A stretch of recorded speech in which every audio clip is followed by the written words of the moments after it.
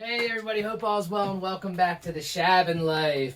Dayna and I are stopping to have a bite for lunch real quick, some chips and salsa and some peanut butter and jelly. Not together. That would be gross. Who knows? Question of the day. Are you a creamy peanut butter person? Or a crunchy peanut butter person? A.k.a. are you a real peanut butter or a fake peanut butter? You pick which one's which. Okay. So we just got back a couple days ago from a couple birthdays, Mother's Day, and we helped my in-laws move into their new home, which is awesome. Congratulations, Mom and Dad. The house is super sweet and the backyard is awesome. But we did get back a couple days ago and we tried to pick up where we left off, which was juggling 950,000 things. Dave's a little overwhelmed. Little bit overwhelmed, but that's okay, right? Not throwing in the towel or anything, right? We spent yesterday running a lot of errands.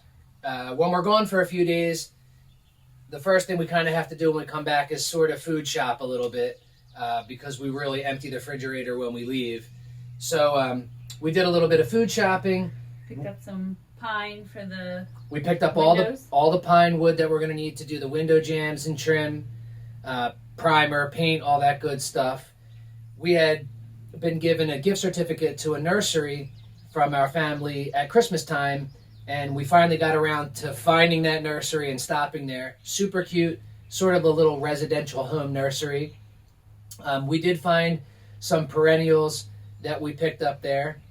We stopped at our local Agway and picked up just a few vegetables. We keep saying it'll be so nice when we're back to just starting our own vegetables. We're just not quite there yet. But we did pick up just some tomatoes and some peppers. We also stopped and did a few other odds and ends. When we got back to the house, it was maybe 2-3 o'clock in the afternoon, and we decided that it was really nice out actually, and we decided we were going to plant some of the perennials that we picked up at the nursery, and we videotaped all that for you, or at least we thought we did, because I don't think we ever hit record. I'll take full responsibility for that one. That's okay, because we decided today that watching somebody dig holes and put plants in the ground is just the absolute most boring thing ever. And if I were to have to edit at every plant, that's even more ridiculous. So we're kind of glad it didn't get recorded. So anyway, we got up this morning. We kind of thought we would take you guys along with us while we planted the rest of that garden out. And then we realized that's boring too. And we did video that, but when we just watched a lot of it back, you know, it is what it is. You know, you're digging holes, you're planting stuff. We actually thought it would be more enjoyable if, because we weren't sure where things were going to go, and Dayna knew that she was going to intermix some vegetables in the garden as well. Since we weren't really sure, you know, you're up there just kind of plotting and scheming and planning, and it's just a waste of video and time. So we thought we would stop and get some lunch, and then we would just kind of jump up there real quick with you guys, walk you around, and Dayna can sort of show you what's up there, what we planted, which seeds she dropped into the ground, and we also planted some... zucchini? No, we also planted some canna lily tubers and stuff like that. So we'll just walk you up there and kind of show you that stuff before we walk down to try and drop some of those tomatoes, peppers, and some other odds and ends into what we're going to call our fun-size garden for this year. So stick around and we'll walk up there. All right, cool. Come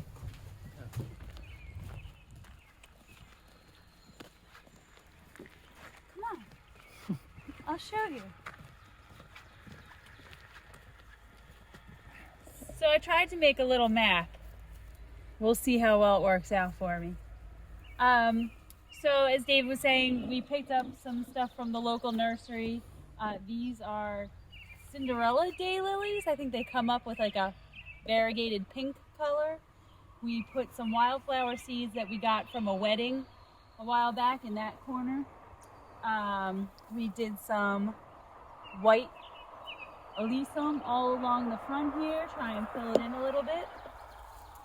Where the stick is, that's where Dave planted the bulbs or tubers from the red canna lilies. I think they're canna lilies, yeah. Yeah, I think that's what they're called. Up in this top part, a couple 2 rows of some pretty neat cut flowers. They'll only come up this year. They're annuals, not perennials, but that's okay. See if we can get some cool cut flowers out of it. As you come on over, the other stick is another set of the tubers for the red canna lilies. The 3 mounds that you see, there's one here, up there, and over there. So we did a gray squash, a gooseneck yellow squash, and then a green zucchini. I figure they got enough room to sort of spread out and fall out. As we move down the line, we have a sage plant. I don't remember exactly which kind of sage, but it is sage. In front of the sage. So the sage and the daylilies and the green potteds, that's what came from the little nursery. Yeah, so then the next 2 big green plantings are the same. They're a mixed batch of cone flowers, so orange, pink, white, different color cone flowers. In front of it, we did another row of the white alyssum. Behind it is nothing. Oh. Yeah, so we dug up in front of the Shabin maybe about a year ago. We had transplanted from a neighbor's house at home 2 yellow iris. So we actually just dug both of those up out front of the Shabin and replanted them over here. It'll add a little bit of color, and we're going to mulch over in front of the Shabin, so we wanted to start taking that stuff back out again. We had a pack of vinca, so I just spread them all in here, along with some more of those wildflower seeds that came from a wedding invitation. Let's see if those things really work. Yeah. These are the 2 lavender plants that we also got from the local nursery. And then in front of that are some pansies. Throw a little mixed color in there. And then again, along this front line, we're hoping to get some more of the alyssum, all that white to sort of break up the purple and the orange and the yellows that we've got going on. Nice. Yeah. I don't think we wanted to overcrowd it too much. That way, if we come across things that we like, or if we do our own starts, we can kind of pop some things in there as we grow them. And if you guys are wondering, the Fairy Mar seeds that Dayna was just kind of showing you, we're getting a nice little sun shower. Yeah. If you're wondering at all about the Fairy Mar seeds, the reason why we even have those, not that we wouldn't buy them if we were out, is we were at a liquidating warehouse a while back, and we came across the box, and long story short, for $10, we wound up getting close to about 2,000, 3,000 packs of seeds for $10. It's a mix of perennials, annuals, sunflowers, herbs, a little bit of vegetables, mostly annuals, perennials, and about 15, 16 different varieties of sunflowers, which is pretty cool.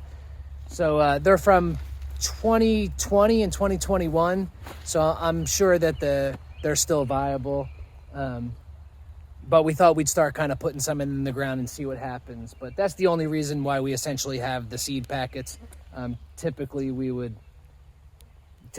probably use the seed packets that we've been collecting for years and years, or stuff that we've heirloomed or something like that. But we're going to give these a shot and see how they work out. Couldn't pass it up. Yeah, $10, Plus we've given, what you see there, we've given away probably twice that much. So hopefully the people that we give all the packets to are having success with them as well. But yeah, so we've got this planted out to where we really like it, and we'll just kind of let it do its thing now. I have a feeling we'll start chipping some of the branches that we've been collecting down where the garden's going to be. Once we chip them up, we'll probably use that as mulch, or if I can come across some cheap mulch, we'll mulch this bed out as things start to grow. But we're going to head down to what we're going to call, like I said, the FunSize garden, and I think we're going to drop some tomatoes and peppers and a few other odds and ends. So let's head down there and we'll rock and roll.